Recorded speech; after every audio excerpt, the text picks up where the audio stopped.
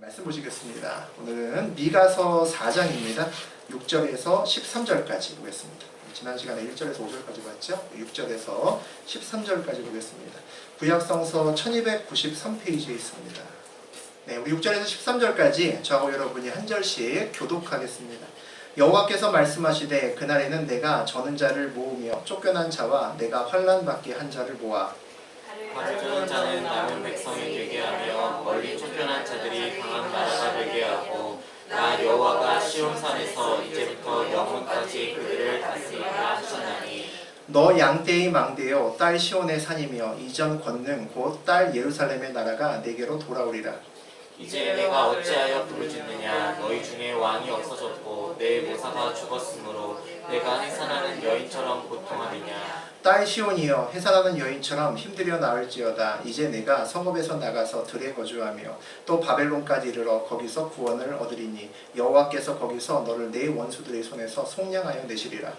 이제 많은 이방 사람들이 모여서 너를 치며 이르기를 시온이 더럽게 되며 그것을 우리 눈으로 바라보기를 원하노라 하거니와 그들이 여호와의 뜻을 알지 못하며 그의 계획을 깨닫지 못한 것이라. 여호와께서 곡식단을 타작마당에 모음같이 그들을 모으셨나니 날 시온이여 일어나서 칠지어다. 내가 내 뿔을 구세 같게 하며 내 굽을 녹같이 하리니 내가 여러 백성을 쳐서 깨뜨릴 것이라. 내가 그들의 탈취물을 구별하여 여호와께 드리며 그들의 재물을 온 땅에 주께 돌리리라. 하나님 말씀입니다. 아멘. 네, 우리 미가서 4장 우리 6절에서 마지막 13절까지 함께 같이 읽었습니다. 우리 그 내용 가지고 광야에서 쓰는 다른 그러나, 광야에서 쓰는 다른 그러나라는 제목으로 우리 함께 은혜 나누겠습니다. 미가서 4장의 1절과 5절 내용을 우리 지난 시간에 나누었는데 우리 끝날 마지막 날에 대한 이야기였습니다.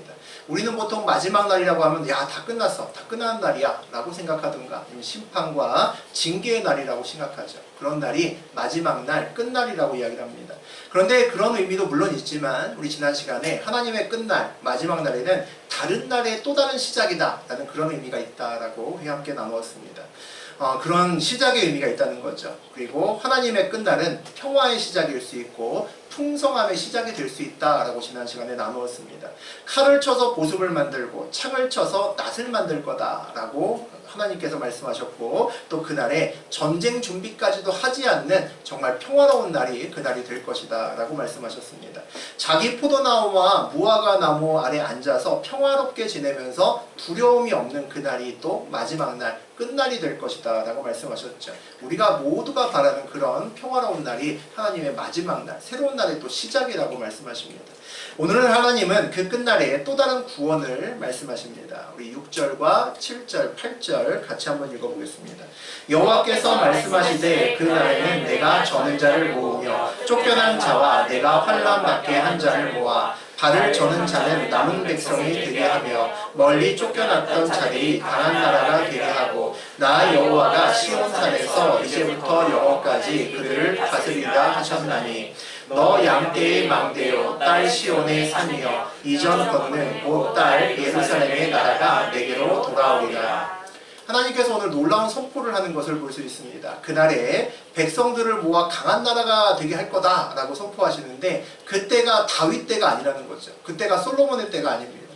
다윗 때처럼 나라의 힘이 강하고 바깥쪽으로 막 쭉쭉 뻗어나가면서 다른 나라들을 이렇게 점령하는 그런 때도 아니고 솔로몬의 때처럼 나라도 강성하지만 풍성해서 금은보화가 넘쳐나던 그렇게 강성하고 주의 영광을 나타냈던 그런 때가 아니라는 거죠. 이 선포가 놀라운 이유는 끝날 마지막 날에 이루어지는 선포였기 때문에 놀랍다는 겁니다. 이 선포가 이루어진 시점이 나라를 잃고 떠돌아다니는 시점, 그러니까 소망이 없는 시점에서 하나님이 이런 선포를 하신다는 거죠. 이 선포의 대상이 누굽니까? 이방 땅 여기저기에 흩어져 있는 주의 백성들을 향해서 야, 이제 다 끝났어. 이젠 더 이상 회복할 수 있는 아무런 방법도 없어 라고 할 때 그들에게 선포된다는 거죠. 그래서 놀라운 말씀일 수 있습니다. 하나님이 때로는 자기 백성을 정말 소망 없는 가운데에 그냥 끝까지 가도록 내버려 두실 때가 있습니다. 지금 미가서의 경우는 왜 그렇게 내버려 두셨습니까? 이스라엘 백성들이 죄가 많기 때문이죠. 많은 죄를 지었기 때문에 그냥 그들이 갈 길을 모르고 가도록 그냥 두십니다. 만약 우리도 이스라엘 백성처럼 그런 우상을 섬기고 하나님을 버리는 죄를 지으면 우리도 그렇게 아마 그냥 가도록 하나님이 때로는 우리를 두실 수 있습니다. 그런데 하나님의 끝날에는 항상 징계와 심판뿐만 아니라 소망이 있고 또 구원이 말씀이 항상 같이 선포됨을 볼 수 있습니다. 부모가 자식을 야단칠 때 그 야단치는 강도는 잘못에 비례합니다. 큰 잘못 저지르면 더 크게 야단을 맞죠. 작은 돈에 몰래 손을 댔을 때랑 큰 돈에 손을 댔을 때랑 당연히 그 야단의 정도가, 혼내는 정도가 같을 수는 없습니다. 하지만 늘 부모가 자식을 훈계할 때는 책망과 체벌로 끝나지 않습니다. 그냥 때리고 그 다음에 막 혼내고 하는 것으로 끝나지 않습니다. 마지막에 항상 바로 아이들을 훈계하고 돌아올 수 있도록 간구하죠. 부모의 훈계는 죄에 따라서 벌을 주고자 하는 것이 목적이 아니기 때문이죠. 부모의 훈계는 늘 자녀를 바로 세우는데 그 목적이 있기 때문입니다. 그래서 호되고 아픈 징계일지라도 마지막에는 위로하고 격려함으로 끝납니다. 내 아이, 내 아들과 딸에게 많이 혼내고 나서 마지막은 희망을 그 아이에게 남겨줘서 너도 할 수 있다는 말을 꼭 반드시 해주죠. 그러면서도 크게 야단치는 이유가 뭡니까? 그래야 죄와 완전히 끊어지기 때문이죠. 그래야 다시는 죄의 자리로 갈 엄두조차 나게 하지 않게 만들기 위해서. 그래서 아이를 때로는 눈물 쏙 빠지게 혼을 냅니다. 온전한 회개하게 만들기 위해서죠. 나 여호와가 시온산에서 이제부터 영원까지 그들을 다스리리라라고 되어 있습니다. 그리고 하나님의 임재의 상징 시온산에서 이제부터 영원토록 그의 백성을 다스릴 것이다. 누구나 하나님을 사랑하는 백성이면 꿈꾸는 그날이죠. 그날에는 내가 저는 자를 모으며 쫓겨난 자와 내가 환난 받게 한 자를 모아라고 되어 있습니다. 하나님께서 잘 걷지도 못하고 절뚝거리는 그런 자들, 또 쫓겨난 자들, 집도 없는 자들이 있죠. 상처 입은 자들, 다친 자들, 고난 중에 있는 자들을 모은다고 하십니다. 이미 모든 것이 다 버려지고 땅에 떨어져서 더 이상 낮아질래야 낮아질 수 없는 그런 사람들을 부르신다는 거죠. 그리고 뭐 하신답니까? 그런 사람들을 불러서 강한 나라를 만드신답니다. 이스라엘의 영광을 회복시키신다. 그렇게 오늘 선포하고 있습니다. 이것을 읽는 우리는 참 당황스럽다는 생각이 들죠. 나라를 빼앗겼지만 포로로 끌려갔다. 하지만 그 중에서 정말 똘똘하고 능력 있는 사람들을 잘 추리고 모아서 그들로 다시 한번 내가 큰 나라를 만들겠다. 그러면 좀 이해가 되죠. 그런데 이와 같은 것이 보통은 합리적이고 이성적인 생각이고 세상에서 말하는 그러합니다. 나라는 빼앗겼지만 포로로 갔지만 그래도 그 중에서 똘똘한 놈 모아서 좋은 사람 모아서 다시 시작할 거야. 세상에 그러나죠. 그런데 오늘 뭐라고 하냐면 나라는 빼앗겼고 포로로 끌려갔다. 그러나 그 중에서 못난 자 부족한 자 모아서 강한 나라 만들겠다. 하나님이 이렇게 말씀하시는 겁니다. 비합리적이고 비이성적인 생각이죠. 하나님의 그러합니다. 하나님께서는 어떤 사람을 택하실 때도 늘 보통은 잘 나갈 때보다는 어려울 때, 빈손일 때 그 사람을 들어 쓰시는 경우가 훨씬 더 많습니다. 모세도 그랬고요. 그리고 오늘 우리가 주일날 하는 요셉도 그렇습니다. 요셉 채색옷 입을 때 안 썼습니다. 죄수옷 입을 때 하나님이 들어 쓰셨다는 거죠. 도대체 하나님 왜 이러실까? 참 특이하신 분이죠. 우리 고린도후서 12장 우리 9절 우리 최 권사님이 뽑으신 말씀이죠. 우리 같이 한번 읽어보겠습니다. 나에게 이르시기를 내 은혜가 내게 족하도다. 이는 내 능력이 약한 데서 온전하여 짐이라 하신지라. 그러므로 도리어 크게 기뻐함으로 나의 여러 약한 것들에 대하여 자랑하리니 이는 그리스도의 능력이 내게 머물게 하려 함이라. 아주 유명한 말씀입니다. 바울이 지병이 있었고 그 지병 때문에 선교하고 전도하는데 늘 걸림돌이 되는 겁니다. 3번이나 하나님 이거 좀 낫게 해주십시오. 간절하게 기도했을 때 바울이 받은 하나님의 음성이 있었습니다. 응답이 있었죠. 내가 이미 충분히 너에게 은혜 줬어 라는 게 응답이었습니다. 이 좋은 말씀 같지만 이제 그만 안 된다. 거절의 응답이라는 거죠. 미안하지만 이번에는 좀 어렵겠구나 이런 얘기입니다. 조금만 더 기다려라도 아니고 앞으로 기도해도 안 이루어 주신다는 겁니다. 이게 부드럽게 얘기했지만 잘 보면 이게 가슴을 찌르는 응답입니다. 믿음이 없었을 때는 이런 응답이 혹시 나한테 오면 어떡하지? 라는 생각을 한 적도 있습니다. 내 은혜가 내게 족하다. 이것만큼 무서운 응답이 없는 것 같습니다. 나는 아직은 더 뭐가 필요한데 이제 됐다 그러면 어떡하시지? 한다는 거죠. 그렇게 말씀하시면 진짜 서운하기도 하고 진짜 섭섭하기도 할 것 같다라는 생각을 많은 사람들이 합니다. 그런데 그와 같은 응답을 듣고 아플 때 기도하는데, 그것도 전도와 선교 때문에 기도하는데 하나님이 네 은혜 이미 좋게 됐거든, 이런 응답을 주셨을 때 바울이 다르게 해석한다는 거죠. 이는 내 능력이 약한 데서 온전하여짐이라. 바울의 해석은 이랬습니다. 내가 오히려 병이 있어서 온전해졌다라는 새로운 해석을 바울이 내놓습니다. 그 병이 낫지 않고 계속 나에게 있었다. 그러나 그것 때문에 이루어지지 않은 것 하나도 없네 라는 겁니다. 그런 의미죠. 바뀌지 않는 그들의 상황에서 하나님의 응답을 받고 그러나를 바로 이어서 쓸 수 있는 바울의 믿음을 볼 수 있습니다. 바울의 그러나는 분명히 세상의 그러나가 아닙니다. 하나님의 그러나와 참 많이 닮았다라는 생각이 든다는 거죠. 하나님, 제 병이 있습니다. 그러나 고쳐주시면 전도와 선교가 더 잘 될 겁니다. 주님 제발 고쳐주세요. 이게 바울의 처음의 기도, 세상의 그러나의 기도입니다. 이 기도에서 바뀌었다는 거죠. 어떻게 바뀌었습니까? 그러므로 도리어 크게 기뻐함으로 나의 여러 약한 것들에 대하여 자랑하리니, 이렇게 바뀌었습니다. 주님, 제 병이 있습니다. 그러나 제가 병이 있어서 약해서 전도와 선교가 더 잘 되더군요. 이렇게 바뀌었다는 겁니다. 이제부터는 제 병을 오히려 자랑해야겠습니다. 이렇게 바뀌었다는 거죠. 세상의 그러나의 기도에서 하나님의 그러나의 기도로 바울의 기도가 바뀌었다는 것을 볼 수 있습니다. 바울이 고백하는 겁니다. 하나님, 이 병 가지고도 교회 짓고 이 병 가지고도 남의 병을 고칩니다. 그러니까 사람들이 그렇게 얘기합니다. 하나님 정말 살아계시네. 저한테 그렇게 얘기합니다. 그 얘기를 오늘 바울이 하고 있는 겁니다. 바울이 이렇게 반응할 수 있는 두 가지 정도의 이유가 오늘 본문에서 우리가 알 수 있는 것 같습니다. 첫 번째는 내 능력이 부족하면 그 부족한 부분은 하나님이 채우신다라는 것을 깨달았다는 거죠. 아, 내가 덜 드러나야 예수님이, 그리스도가 더 드러나는구나를 알았다는 겁니다. 내 능력이 부족해서 일은 꼭 해야 되는데 내 능력이 10%밖에 안 돼서 예수님의 능력이 90%를 채워지면 아, 더 온전해지는구나를 알았다는 겁니다. 또 하나는 뭘까요? 두 번째는 하나님 응답이 맞구나를 알았을 겁니다. 정말 내가 은혜 많이 받았구나. 우리는 보통 이전에 내가 받은 은혜와 오늘의 문제를 철저하게 분리합니다. 이전에 내가 아무리 많은 은혜를 받았어도 오늘 이 문제가 해결되지 않으면 난 우울합니다. 대부분 그렇습니다. 왜냐하면 과거의 은혜로서 해결된 그 문제도 나에게 그 당시 중요했지만 오늘 이 문제도 해결돼야 되는 문제입니다. 너무나 중요한 문제고 꼭 해결돼야 되는 문제이기 때문입니다. 그런데 오늘 바울은 그 문제에 대해서 내 은혜가 내게 족하다는 의외의 응답을 받고 고백합니다. 아, 내가 정말 은혜 많이 받았구나. 내가 그동안 과거에 진짜 은혜 많이 받았구나 라는 것을 알았다는 거죠. 정말 은혜를 많이 받았음을 알고 하나님을 깊이 만난 사람은 내가 원치 않는 응답이 때로 왔을 때, 또 내가 내 뜻과 맞지 않는 하나님의 뜻을 기쁨으로 받아들일 수 있는 그런 사람입니다. 반대로 내가 원하지 않은 상황과 문제 앞에서도 감사를 할 수 있는 사람은 또 행복한 사람이죠. 내가 원하지 않는 상황이 왔음에도 내 기도 제목을 하나님이 응답하지 않음에도 불구하고 내가 감사할 수 있다면 내가 그 전에 너무나 많은 것을 받았기 때문에 이거 안 이루어 주셔도 감사하다라고 느낄 수 있기 때문입니다. 남은 백성이 되게 하며 강한 나라가 되게 하고 라고 되어 있습니다. 사람에게 보통 남은 건 어떤 겁니까? 좋은 것을 팔고 나서 보통 나쁜 거를 남겨두죠. 덜 좋은 것이 남습니다. 그리고 어떤 목적을 위해서 내가 좋은 걸 쓰고 역시 남은 거는 덜 필요한 겁니다. 없어도 보통 되는 거죠. 그런데 하나님의 남은 백성은 의미가 좀 다릅니다.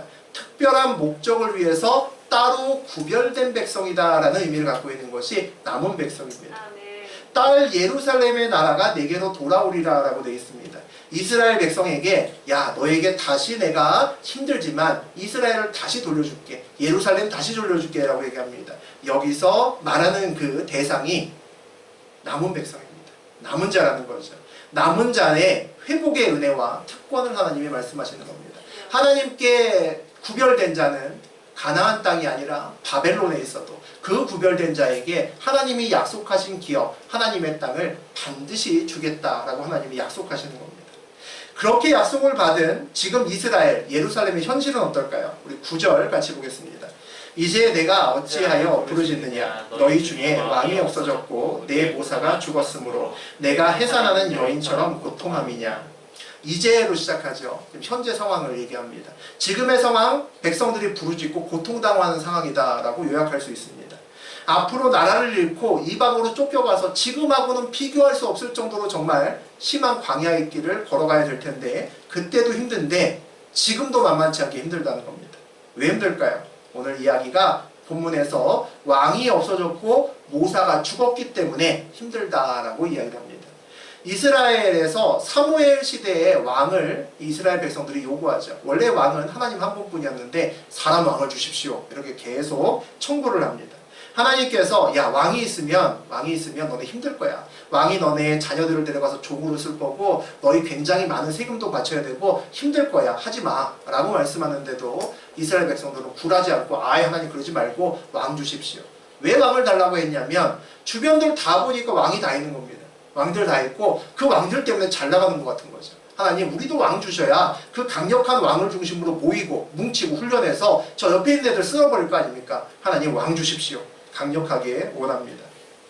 모사는 뭡니까? 우리 모사는 어려운 일이나 전쟁에서 전략과 전술을 기가 막히게 짜는 사람들, 그런 사람들을 모사라고 이야기를 합니다. 삼국지에서 제갈공명과 같은 사람들을 우리가 모사꾼이라고 이야기를 하죠. 모사꾼이 있으면, 모사가가 있으면 군대가 적어도, 내 군대가 남의 군대보다 작아도, 내 무기가 다른 사람 무기보다 별로여도 전쟁에서 이길 수 있습니다. 전략과 전술을 잘 짜면 되기 때문이죠. 왕도 없고 모사도 없다는 말은 무슨 얘기일까요? 지금 이스라엘에 왕이 있어도 모사가 있어도 이 어려움을 이기는데 아무 도움이 되지 않는다는 겁니다. 왕과 모사는 보이는 도움입니다. 방법입니다. 세상적인 도움과 세상적인 방법이라는 거죠. 우리가 좋아하는 것들입니다. 야 저거 있으면 해결될 텐데, 야 이거 있으면 해결될 텐데, 그게 왕과 모사입니다.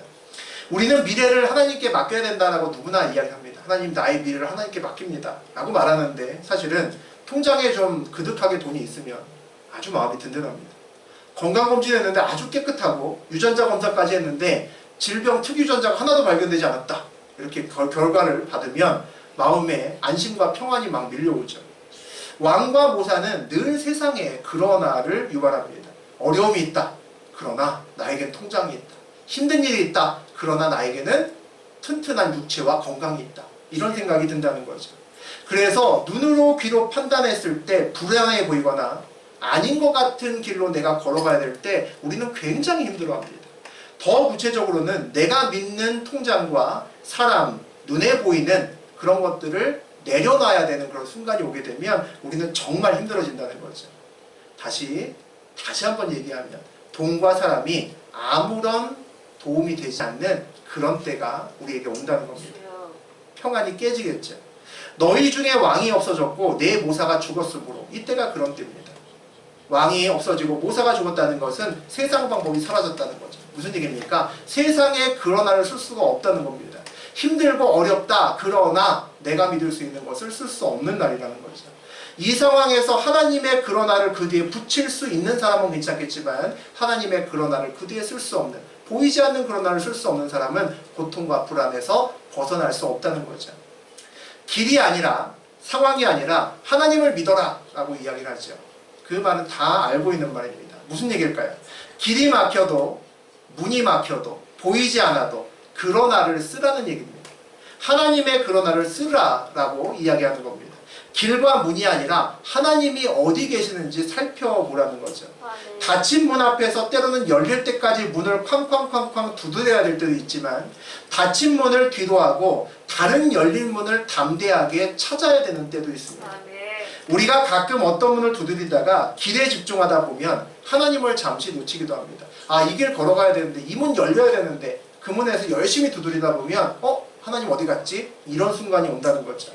잠시 놓친 하나님이 어디 계신지 찾을 때까지, 내 눈에 하나님이 다시 보일 때까지는 우리가 불안할 수 있습니다. 잠시 불안할 수 있다는 거죠.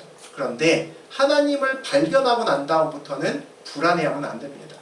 하나님만 보면 늘 내 주변의 상황과 상관없이 우리는 하나님의 그러나를 그 뒤에다가 믿음으로 쓸 수 있기 때문입니다. 문과 길이 중요한 것이 아니라 하나님이 중요하다는 거죠. 그게 내 삶에서의 믿음이란 두 글자입니다. 우리 10절 같이 보겠습니다. 딸 시온이여, 해산하는 여인처럼 힘들여 나을지어다. 이제 내가 성읍으로 나가서 거주하며 또 바벨론까지 이르러 거기서 구원을 얻으리니 이르니 여호와께서 거기서 너를 내 원수들의 손에서 속량하여 내시리라.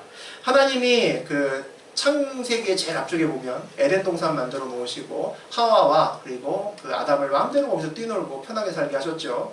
이제 선악과를 먹고 죄를 지어서 그 둘은 이제 쫓겨날 수밖에 없는 운명이 됩니다. 그들을 쫓아보내면서 하나님이 그렇게 얘기하죠. 하와에게는 너는 이제 임신하는 고통과 수고에서 자식을 낳고 그를 길러야 되는 그런 수고를 넌 해야 하면서 평생을 살아야 된다라고 이야기를 하십니다. 아담에게는 너는 이제 평생 노력해야 먹을 수 있고 평생 노력해야 살 수 있을 거다라고 얘기하십니다. 그리고 그 둘에게 너희는 모두 흙으로 돌아갈 거다. 죽음이라는 것이 이제 기다리고 있다라고 말씀하시죠. 오늘 딸 시온이 해산하는 여인처럼 힘들여 나온 수고와 고통을 겪어야 되는 이유가 뭘까요? 이제 내가 성읍에서 나가서 들에 거주하며 또 바벨론까지 이르러라고 되어 있습니다. 그들이 그런 고통을 겪어야 되는 이유는 가나안 밖으로 쫓겨나기 때문입니다. 아담과 하와가 에덴 동산에서 쫓겨나는 것처럼 가나안에서 약속의 땅에서 쫓겨나서 빈들 광야에서 헤맬 것이고 그 다음에 바벨론까지 가야 되기 때문입니다. 그래서 해산하는 여인의 고통처럼 힘든 시간을 거쳐야 된다는 거죠. 이스라엘의 조상들은 뭐 했습니까? 출애굽이라는 걸 했죠. 애굽 땅에 노예로 있다가 하나님께서 이끌어내셔서 애굽 땅에서 나와서 이제 광야를 거쳐서 가나안으로 갔습니다. 근데 오늘 거꾸로입니다. 출가나안한 겁니다. 약속의 땅에서 거꾸로 광야를 지나서 바깥쪽으로 나왔다는 거죠. 참 재밌는 것은 하나님의 약속의 땅 가나안은 뭐로 둘러싸여 있습니까? 광야로 둘러싸여져 있습니다. 그곳으로 약속의 땅으로 들어오는 길도 광야를 지나야 들어올 수 있고 그곳에서 쫓겨나면 어디로 갑니까? 광야를 거쳐야 다른 곳으로 갈 수 있습니다. 이제 이스라엘 백성들은 하나님의 땅에서 쫓겨나서 다시 한번 광야의 생활을 시작해야 되는 그런 운명에 처했습니다. 그 광야를 지나는 새로운 목적지가 생겼죠. 바벨론이라는 목적지가 생겼습니다. 하나님의 백성이 하나님의 약속의 땅을 잃어버렸다는 거죠. 이것보다 더 슬픈 일이 어디겠습니까? 사명을 잃어버리고 약속을 잃어버리고 기업을 잃어버렸습니다. 그런데 그 이후에 놀라운 말씀이 이어집니다. 바벨론까지 이르러 거기서 구원을 얻으리니 여호와께서 거기서 너를 내 원수들의 손에서 속량하여 내시리라. 바벨론까지 가서 거기서 또 뭐 한다고요? 출바벨론 한다. 바벨론을 다시 떠나서 다시 가나안으로 오게 될 거다라고 말씀하십니다. 바벨론에서 하나님이 다시 구원하시고 다시 너희의 죄를 속량할 것이다 라고 약속하십니다. 출바벨론은 하나님께서 바벨론에서 약속의 땅으로 옮겨오는 거죠. 출가나안은 약속의 땅에서 바벨론으로 거꾸로 가는 것을 얘기합니다. 그리고 그 여정 가운데 모두 뭐가 있습니까? 똑같이 광야가 있습니다. 약속의 땅이 광야로 둘러싸여져 있는 것은 그래서 큰 의미입니다. 광야를 지나는 것은 무슨 느낌이죠? 어렵다, 힘들다. 그게 광야죠. 약속의 땅으로 들어가기 위해서는 광야를 통과해야 된다는 얘기는 큰 어려움 없이는 약속의 땅 못 간다는 얘기입니다. 또 약속의 땅에 머물 만한 자격이 되지 않아서 너 그 땅 밖으로 나가 라고 징계가 내려지면 또다시 광야를 지나가야 된다는 거죠. 또다시 어려움을 겪어야 된다는 겁니다. 바벨론까지 이르러야 구원을 얻는다는 것은 무슨 얘기일까요? 오랜 어려움의 시간이 필요하다는 겁니다. 오랜 시간을 통해서 온전히 회개할 수 있는 시간이 필요하다는 거죠. 이제 내가 성읍에서 나가서 들에 거주하며 또 바벨론까지 이르러 거기서 구원을 얻으리니 여호와께서 거기서 너를 내 원수들의 손에서 속량하여 내시리라. 이 두 개의 문장이 섞여 있습니다. 이 두 개의 문장을 쪼개면 이제 내가 성읍에서 나가서 들에 거주하고 바벨론까지 갈 거야 라는 첫 번째 문장이 있고 엄청 고생할 거라는 얘기죠. 너 아주 고생 지긋지긋하게 할 거야 그런 얘기입니다. 다음에 거기서 구원을 얻을 것이고 여호와께서 거기서 너를 내 원수들의 손에서 속량하여 내실 거야. 구원할 거야 하는 얘기가 되어 있습니다. 그러면 앞의 내용과 뒤의 내용이 상반되잖아요. 접속사가 하나 생략돼 있겠죠. 뭘까요? 그러나 할 겁니다.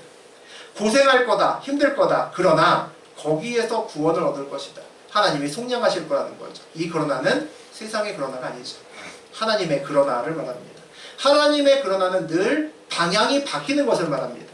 같은 광야에 있지만 다른 길을 걷는 걸 얘기합니다. 다른 방향으로 걷는 것을 하나님의 그러나라고 이야기를 하죠. 그러나는 반전이잖아요. 우리 앞에 다시 11절 12절 우리 다시 한번 읽어보겠습니다. 이제 많은 이방 사람들이 모여서 너를 치며 이르기를 시온이 더럽게 되며 그것을 우리 눈으로 바라보기를 원하노라 하거니와 그들이 여호와의 뜻을 알지 못하며 그의 계획을 깨닫지 못할 것이라. 여호와께서 곡식단을 타작마당에 모음같이 그들을 모으셨나니. 또 이제로 시작합니다. 현재로 다시 왔습니다. 많은 이방 사람들이 예루살렘을 치기 위해 이제 모여 있다는 거죠. 시온이 망할 거고 잠시 후면 폐허가 될 거고 예루살렘을, 그런 아주 완전히 망가진 예루살렘을 우리가 볼 거야, 이렇게 조롱하고 있습니다. 미가의 시대적 배경이 언제냐면, 우리 제일 미가 처음 다룰 때 이야기를 했죠. 히스기야 때가 주로 미가가 활동했던 때 대표적인 때입니다. 그래서 우리 처음에 1장 다룰 때 아수르의 사내립이 히스기야를 침공했던 이야기를 잠시 다루었습니다. 예루살렘의 상황은 절망적인 상황인 거죠. 야, 큰 대국이, 미국 같은 데가 우리를 쳐들어왔다는 거죠. 사내립이 남왕국도 멸망시키고자 대군을 이끌고 왔습니다. 이 큰 위기에 히스기야가 처음엔 어떻게 반응했습니까? 우리 1장 다룰 때 얘기를 했죠. 아수르 왕에게 사신을 보냈습니다. 내가 죽을 죄를 졌습니다. 하라는 대로 다 할 테니 용서하시고 제발 그냥 물러가 주십시오 라고 얘기를 합니다. 아수르 왕이 뭐라고 그랬습니까? 그래? 은 300달란트와 금 30달란트 내놔. 그럼 내가 갈게. 그렇게 얘기합니다. 히스기야가 그 돈을 마련하기 위해 하나님의 성전까지 텁니다. 왕궁의 모든 기둥에서 금을 벗기고 하나님의 성전에서 모든 금과 은을 박박 긁어서 은 300달란트와 금 30달란트를 갖다 줬다라고 우리가 앞에서 한번 다루었습니다. 그런데 아수르가 그거 먹고 튑니다. 먹튑니다. 받고 안 갑니다. 다시 옵니다. 그리고 나서 예루살렘을 조롱합니다. 뭐라고 조롱했냐면 열왕기하 18장에 33에서 35절 같이 읽어보겠습니다. 민족의 신들 중에 어느 한 신이 그의 땅을 아수르 왕의 손에서 건진 자가 있느냐? 하맛과 아르밧의 신들이 어디 있으며 스왈와임과 헤마와 이 어디 있느냐? 그들이 사마리아를 내 손에서 건졌느냐? 민족의 모든 신들 중에 누가 그의 땅을 내 손에서 건졌기에 여호와가 예루살렘을 내 손에서 건지겠느냐 하셨느니라. 이렇게 조롱했습니다. 민족의 다른 민족 모든 신들이 아수르 왕의 손에서 그 민족 구원한 신 아무도 없어 이런 얘기입니다. 아무도 없다는 얘기죠. 야, 북이스라엘도 망했어, 니네 친구도. 근데 니네를 여호와가 구한다고 묶여, 그렇게 얘기하는 겁니다. 이렇게 유단말로 온 세상이 다 알도록 떠듭니다. 이렇게 조롱하는데 어떻게 했을까요? 우리 다윗처럼 너는 뭐 칼과 단창을 들고 나오지만 나는 여호와 이름으로 나갔을까요? 아니요, 조용했습니다. 이 꼭 다물고 괜히 잘못 말했다가 승질 긁으면 안 되니까 아주 조용했습니다. 완전히 겁먹었습니다. 그때 히스기야의 반응이 어땠을까요? 우리 히스기야의 반응 보겠습니다. 열왕기하 19장 1절 보죠. 히스기야 왕이 듣고 그 옷을 찢고 붉은 배를 두르고 여호와의 전에 들어가서 왕이 참회합니다. 회개합니다. 뭐 회개했을까요? 아, 내가 하나님 방법 쓰지 않고 기도하지도 않고 가서 금과 은 다 퍼날랐는데 아무 소용없었구나. 세상의 방법으로 그러나를 썼는데 아무 소용없었구나. 그거 회개했을 겁니다. 상황을 들은 이제 히스기야가 저렇게 기도하면서 하나님의 사람 이사야 선지자에게 사람을 보냅니다. 상황이 이와 같으니 하나님 말씀을 주십시오 라고 그렇게 이야기를 합니다. 그랬더니 말씀이 옵니다. 열왕기하 19장 6절에서 7절 보겠습니다. 이사야가 그들에게 이르되 너희는 너희 주에게 이렇게 말하라. 여호와의 말씀이 나를 모욕하는 말 때문에 두려워하지 말라. 내가 한 영을 그의 속에 두어 그로 소문을 듣고 그의 본국으로 돌아가게 하고 또 그의 본국에서 그에게 칼에 죽게 하리라 하셨느니라 하더라. 사람의 방법을 처음 사용했죠. 개망신 당했습니다. 돈은 다 뜯기고 다시 죽을 위기에 몰렸습니다. 그래서 회개했습니다. 하나님 말씀 덕분에 살겠습니다. 아니면 죽겠습니다. 그리고 하나님 말씀을 받았습니다.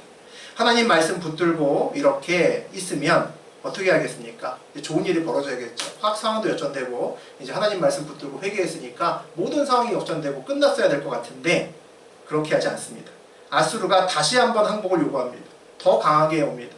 위협하기 위해서 두 번째 사신을 보냅니다. 그때 히스기야가 어떻게 반응하는지 보겠습니다. 열왕기하 19장 14절입니다.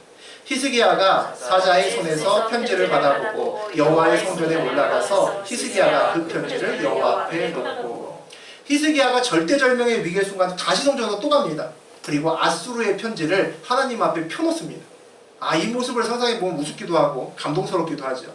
믿음으로 반응한다는 것이 이런 거 아닐까 싶습니다. 위기의 상황에서 문제 앞에서 하나님과 씨름하죠. 한 번도 아니고 사실 두 번은 되게 힘든 겁니다.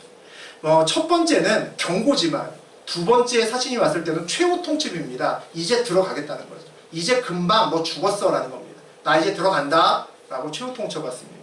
회개하고 기도하고 말씀 붙들었으니까 아 이제 아수르 그냥 돌아가겠지 라고 생각할 수 있을 겁니다. 히스기야도 그렇게 생각했고 주변도 그렇게 생각했겠죠. 하나님 말씀도 받았고 내가 이렇게 열심히 기도하고 회개했으니까 돌아갔겠지. 근데 안 돌아갔다는 거죠. 일말의 희망도 사라졌습니다. 2차 최후 통첩이 옵니다. 나 이제 들어간다 라고 왔다는 거죠. 그런데 그 최후 통첩 가지고 어떡하지 하는 것이 아니라 최후 통첩을 가지고 성전에 갑니다. 최후 통첩을 하나님 앞에 펼쳐놓습니다. 무슨 얘기입니까? 하나님의 그러나를 삶으로 기도로 써내려가는 히스기야의 믿음입니다. 결국 이 믿음에 하나님이 반응합니다. 하나님의 말씀대로 아수르 군대는 전쟁에서 패해서 돌아가고 그 대단했던 아무것도 무서울 것 없었던 모든 신을 다 이겼다라고 자랑했던 사네립이 본국에서 죽임을 당합니다. 상황이 완전히 역전됐던 거죠. 아무도 예상하지 못하는 그런 결과가 만들어졌습니다. 우리 다시 한번 읽어보겠습니다. 11절, 12절. 이제 많은 이방 사람들이 모여서 너를 치며 이르기를 시온이 더럽게 되며 그것을 우리 눈으로 바라보기를 원하노라 하거니와 그들이 여호와의 뜻을 알지 못하며 그의 계획을 깨닫지 못할 것이다. 여호와께서 곡식단을 타작마당에 모음같이 그들을 모으셨나니. 역시 11절과 12절은 다른 내용입니다. 그 사이에 연결되는 접속사 하나를 생각해 본다면 역시 똑같이 그러합니다. 아수르의 공격은 지나갔지만 앞으로 더 강한 다른 나라들이 몰려올 겁니다. 바벨론도 오고 다른 나라도 또 올 거라는 거죠. 내가 망할 상황이고 아수르처럼 이렇게 나를 조롱하는 이런 아무것도 할 수 없는 상황이 또 올 거죠. 근데 그러나 뭐라고 얘기합니까? 상황 판단을 잘못하고 있는 것은 내가 아니고 너야 라고 얘기합니다. 너 내가 우습게 보이지? 너 또 왔네? 엄청 강한 놈이었구나. 그러나 상황 판단은 네가 잘못했다 라고 이야기한다는 거죠. 그들이 하나님 뜻을 알지 못하고 그분의 계획을 알지 못한다 라고 하나님의 그러나를 쓸 수 있느냐라고 묻습니다. 정말 앞으로 많은 대적 앞에서 아수르 한번 이겼는데 많은 그보다 더 큰 대적이 와도 하나님의 말씀을 믿고 삶에서 하나님의 그러나를 쓸 수 있느냐를 묻는다는 거죠. 아수르와 같은 위협을 두 번이나 듣고도 등지고 여호와의 성전으로 들어갈 수 있느냐를 묻는 겁니다. 아수르에서 온 편지를 하나님께 여전히 계속 다음의 편지도 보여줄 수 있느냐죠. 사실 믿음 없는 사람이 그 모습을 보면 얼마나 웃길까요? 상대편에서 온 위협하는 문자 또는 여러 가지 문서 또 나를 고소하겠다는 여러 가지 문서들 이런 것들을 들고 기도원이나 예배당에 가서 그거 펼쳐놓고 기도하면 웃을 겁니다. 하나님 이 문자 좀 보세요. 이 문서 좀 보세요. 저 억울한데 이렇게 하라네요. 하면 웃을 겁니다. 그런데 믿음으로 보면 참 대단한 믿음이죠. 참 신뢰하는 믿음이다라고 생각이 듭니다. 우리에게 때로는 이런 것이 좀 필요합니다. 특히 내 믿음이 좀 약한데 좀 강해야 되는데 나 이렇게 왜 흔들리지? 라는 생각을 갖고 있다면 더 그렇습니다. 일부러 소리내서 하나님께 말도 걸어보고 억울한 일이 생기면 그 문서 갖고 와서 하나님 이것 좀 보라고 그렇게 하실 필요가 있다는 거죠. 정말 믿음 없으면 할 수 없는 이상한 행동들을 또 이상한 말들을 해볼 필요가 있다는 겁니다. 하나님의 그러나를 억지로라도 붙들려는 노력을 할 필요가 있다는 거죠. 저는 그런 것들이 하나님의 눈길을 우리에게 끌 수 있는 하나의 방법이라고 생각합니다. 우리가 자녀를 키울 때, 여러분 자녀 키울 때 어떤 짓 할 때 한번 더 쳐다보고 더 관심 갖습니까? 그거 생각해 보시면 됩니다. 하나님의 눈이 지나가시다가 하나님이 내 앞에 발걸음을 멈추고 많은 사람들 앞에 지나가다가 하나님이 나에게 눈길을 주게 만들려면 내가 어떻게 하면 하나님이 날 보실까를 생각해 보시라는 거죠. 우리 13절 보겠습니다. 딸 시온이여 일어나서 칠지어다. 내가 내 뿔을 무쇠같이 하며 내 굽을 녹같게 하리니 내가 여러 백성을 쳐서 깨뜨릴 것이라. 내가 그들의 탈취물을 구별하여 여호와께 드리며 그들의 재물을 온 땅에 주께 돌리리라. 이방 세력들이 모두 다 힘을 합쳐서 쬐깐한 나라 우리 이스라엘을 무너뜨리려 한자리에 모였어도 상황은 약화되고 보이지도 않고 해도 주신 말씀이 있고 나의 믿음으로 하나님의 그러나를 쓸 수 있는 믿음만 있으면 뭐라고 얘기하십니까? 하나님께서 우리의 뿔을 무쇠같이 하고 굽을 녹같이 해서 대적들을 무찌르게 만들 거다라고 약속하십니다. 대적이 얼마나 많고 강한지 그런 거 얘기 안 나와 있습니다. 아수르는 되는데 바벨론은 안 돼 이렇게 얘기하시지 않았습니다. 상대편의 적이 얼마나 강한지 많은지는 중요하지 않다는 거죠. 내가 그들의 탈취물을 구별하여 여호와께 드리며 그들의 재물을 온 땅에 주께 돌리리라 라고 나옵니다. 이 내용이 어떤 내용이냐면 구약에 나오는 거룩한 전쟁에 대한 이야기입니다. 거룩한 전쟁, 하나님의 성전이라고 부르죠. 이 거룩한 전쟁은 하나님께 모든 전리품을 하나님께 드리는 전쟁입니다. 무슨 얘기입니까? 하나님의 그러나로 전쟁에 나가면 하나님이 그 전쟁을 하나님의 성전으로 인정하시겠다는 겁니다. 하나님의 전쟁으로 생각하시겠다는 겁니다. 무슨 얘기입니까? 우리가 믿음으로 하나님의 그러나를 쓸 수 있으면 하나님께서 우리 대신에 그 전쟁을 하시겠다는 겁니다. 우리가 전쟁과 문제를 만났을 때 내 대적이 얼마나 크고 강한지가 중요하지 않습니다. 내가 올바른 방향을 걷고 있는지, 그리고 하나님의 약속의 말씀을 믿고 삶으로 하나님의 그러나를 쓸 수 있는 믿음이 있는지, 그게 중요하다는 거죠. 그 믿음이 있으면 우리의 싸움은 하나님의 싸움이 되기 때문입니다. 많은 사람들이 고난을 받습니다. 어려움에 처합니다. 광야의 시간을 보낼 때가 있습니다. 그 사람들 중에 일부는 남은 자가 됩니다. 남은 자의 의미가 뭡니까? 아까 얘기했죠? 구별된 자입니다. 구별된 자는 특별한 목적을 위해서 하나님의 선택과 구별함의 옷을 입은 사람들이 남은 자입니다. 모두 광야를 헤매기고 어렵기는 똑같은데 남은 자는 다른 사람들과 뭘로 구별될까요? 똑같은 광야에 있는데 방향성으로 구별됩니다. 같은 광야를 헤매 있는 것처럼 보이지만 하나님의 나라를 바라보고 걷는 연단의 광야의 시간을 보내는 사람이 있고, 세상을 바라보며 고난의 광야를 보내는 그런 사람이 있습니다. 세상 속에서 하나님의 나라를 바라보고 그 길을 걷기 시작하는 사람들이 바로 남은 자입니다. 그리고 하나님은 그 남은 자를 주목하시고 하나님께서 친히 인도하신다는 거죠. 만약에 우리가 광야의 시간을 보내고 있다면, 와 진짜 힘들다라는 시간을 보내고 있다면 우리가 광야에서 남은 자로 구별되고 있는지를 살펴보셔야 됩니다. 광야는 우리 모두에게 연단의 시간일 수도 있고 또 고난의 시간일 수도 있습니다. 그 결정이 뭐가 결정할까요? 내 광야가 연단일까 아니면 고난일까? 방향성이 결정한다는 거죠. 광야에서 내가 하나님의 그러나를 쓰고 있으면 그때 지나가는 광야의 시간은 연단의 시간입니다. 그 광야의 시간 끝에는 반드시 약속의 땅이 있고 하나님의 나라가 있기 때문입니다. 광야에서 내가 여전히 세상의 그러나를 쓰고 있으면, 내가 여전히 세상에 무언가를 붙들고 쓰고 있으면 그 시간은 고난의 시간과 징계의 시간일 겁니다. 그 시간이 끝나고 나면 뭐가 있겠습니까? 바벨론이 있습니다. 약속의 땅이 아닙니다. 세상에 있다는 거죠. 그러면 어떤 일이 벌어질까요? 다시 약속의 땅으로 돌아오려면 광야 또 지나야 됩니다. 히스기야도 처음부터 온전한 믿음 아니었습니다. 처음에는 아수르가 쳐들어오니까 겁에 질리고 당황하고 기도하지 않고 은과 금을, 그것도 왕궁뿐만 아니라 성전에 있는 은을 벅벅 긁으면서 다 갖다 바쳤습니다.